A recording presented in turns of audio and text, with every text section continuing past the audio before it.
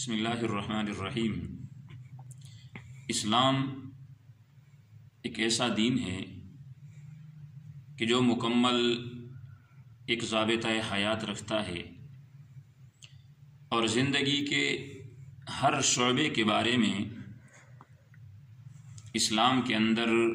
اپنے ماننے والوں کے لیے وضاحت ہے۔ تو آج جس عنوان پہ بات کریں گے وہ ہے اسلام کا معاشی نظام۔ معاشی اعتبار سے اگر ہم دنیا کے دیگر معاشی نظاموں پر نظر ڈالتے ہیں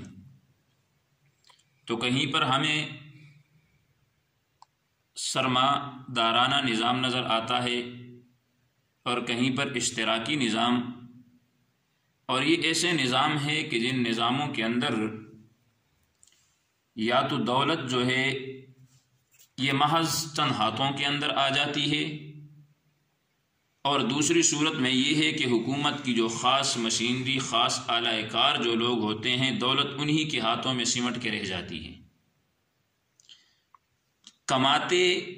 کوئی ہیں اور کھاتے کوئی ہیں، محنت مزدوری کوئی کرتے ہیں اور عیش و عشرت ان پیسوں پہ کوئی کرتا ہے۔ جبکہ اسلام جو ہے یہ انسان کو انسان کا غلام نہیں بناتا۔ اسلام یہ سکھلاتا ہے کہ صاحب حق جو ہے اسے اس کا حق دیا جائے۔ جو شخص جتنی مزدوری کرے، جو شخص معاشی اعتبار سے جتنی محنت کرے، تو محنت کرنے والے کو اس کا حق ملنا چاہیے، جس کے بارے میں آپ صلی اللہ علیہ وسلم نے فرمایا کہ مزدور کو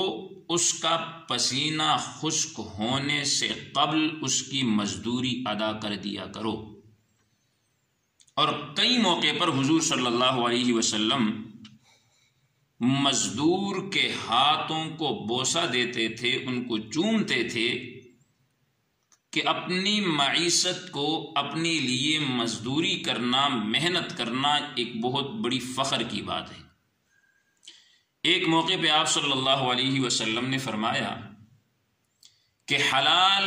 کمائی کی طلب کرنا بھی جہاد ہے، اور ایک موقع پہ حضور صلی اللہ علیہ وسلم نے فرمایا کہ سب سے بہترین کھانا جو انسان کھاتا ہے وہ اس کی اپنی ہاتھ کی کمائی ہے۔ اور ساتھ میں آپ صلی اللہ علیہ وسلم نے فرمایا کہ حضرت زکریا علیہ السلام اپنی ہاتھ کی کمائی کو کھاتے تھے۔ اب اس اعتبار سے معاشی محنت کرنا، انڈسٹریوں کا ایجاد کرنا، اسی طرح دیگر ایسی کمپنیاں کہ جو اسلام کے اصولوں کے مطابق کام کرتی ہو، یا اسی طرح اپنا ذاتی کوئی کاروبار کرنا، اسلام کے اندر اس کی ممانعت نہیں ہے۔ ہاں البتہ یہ ضروری ہے کہ کچھ اسلام کے اپنے اصول ہے، ان اصولوں کے مطابق رہ کر انسان اپنے کاروبار کو آگے چلا سکتا ہے۔ اور معاشی اعتبار سے ترقی کے سامنے جو رکاوٹیں ہیں، وہ سب سے بڑی جو رکاوٹیں ہیں، جیسے سود ہے، قمار ہے، جوا ہے، انشورنس ہے، بیمہ پالیسی ہے، یہ تمام کی تمام چیزیں ایسی ہیں کہ جنہوں نے آ کر معاشی اعتبار سے گویا کہ مسلمانوں کا قتل عام کر دیا ہے۔ وگرنہ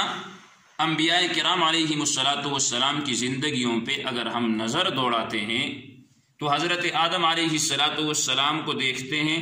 تو وہ کھیتی باڑی کرنے والے ہیں، حضرت ابراہیم علیہ السلام کو دیکھتے ہیں تو وہ زمیندارہ کرنے والے ہیں،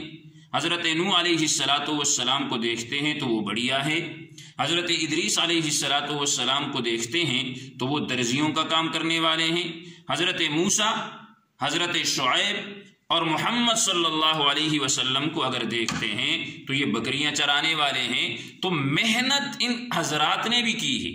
معیشت کے اعتبار سے اگر دیکھتے ہیں، تجارت کے حوالے سے اگر دیکھتے ہیں، آپ صلی اللہ علیہ وسلم نے بھی تجارت کی ہے، سیدنا صدیق اکبر بھی تاجر تھے، حضرت عثمان غنی بھی تاجر تھے، حضرات صحابہ کرام پہاڑوں کے اندر تجارت کے لیے سفر کرتے تھے، اپنے ان کے باغات تھے، امام اعظم ابو حنیفہ بھی بڑے تاجر تھے، باقی بھی جو بڑے حضرات ہیں سب نے تجارت کی ہے، لیکن تجارت کے اصولوں کے مطابق رہ کر کی ہے۔ امام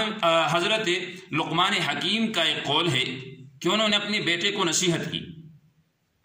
اور 3 چیزوں کے بارے میں انہوں نے کہا کہ تجارت جاری رکھو، اس لیے کہ اگر تم تجارت نہیں کرو گے تو پہلی چیز جو ہے وہ یہ ہے کہ تمہاری جو عقل ہے وہ کم ہو جائے گی، تمہارے اندر سے مروت ختم ہو جائے گی، تم استغنا کو کھو بیٹھو گے، لوگوں پہ تمہاری نظر آ جائے گی، لوگ تمہیں حقارت کی نظر سے دیکھیں گے۔ تو اس لیے اسلام ایک دستور حیات دیتا ہے انسان کو، اور دیکھیں کہ اس کے مطابق ہم عمل کریں۔ اب آپ کو میں کچھ اصول بتا رہا ہوں کہ اگر انسان ان اصولوں پر عمل کرے تو چھوٹے سے چھوٹا کاروبار بھی اگر یہ شروع کرے گا تو اس کے اندر اللہ رب العزت اسے ایسی برکت عطا فرمائیں گے کہ جو بڑے سے بڑا سودی اعتبار سے کمانے والا اس کے سامنے کچھ بھی نہیں ہوگا۔ تو پہلی بات تو یہ ہے، یعنی پہلا اصول آپ یہ ذہن میں رکھیں کہ جب انسان کاروبار شروع کرے تو یہ نیت کر لے کہ کاروبار میں اس نیت سے کر رہا ہوں کہ میں کسی کے سامنے دستے سوال دراز نہ کروں، میں کسی کے سامنے بھیک مانگنے پہ مجبور نہ ہو جاؤں۔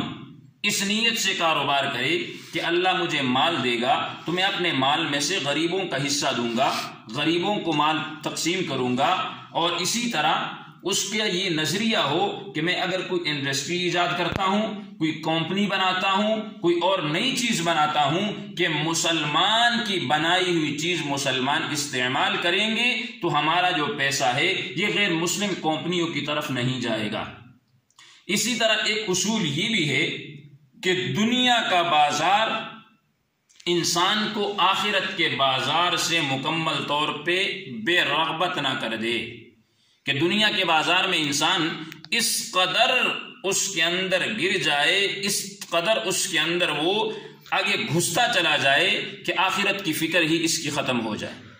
بلکہ ایک حصہ متعین کر لے کہ فجر کے بعد میں نے قرآن کی تلاوت کرنی ہے، میں نے ذکر و اذکار کرنے ہیں، اس کے بعد میں نے آ کے دکان کھولنی ہے، 5 وقت کی نماز کی پابندی کروں گا۔ اور اسی طرح ایک اصول یہ بھی ہے کہ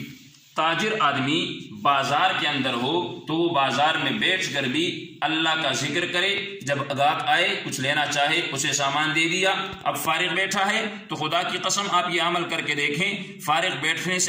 بیٹھنے کے بجائے آپ اللہ کا ذکر کریں، جناب محمد الرسول اللہ صلی اللہ علیہ وسلم پر درود بھیجیں تو اللہ رب العزت آپ کے کاروبار کے اندر ایسی برکتیں عطا فرمائیں گے کہ آپ سوچ بھی نہیں سکیں گے، جو آپ کی سوچ سے بھی زیادہ ہوگی۔ اللہ رب العزت سے دعا ہے کہ اللہ ہمیں عمل کرنے کی توفیق عطا فرمائے۔ وآخر دعوانا الحمد للہ رب العالمین۔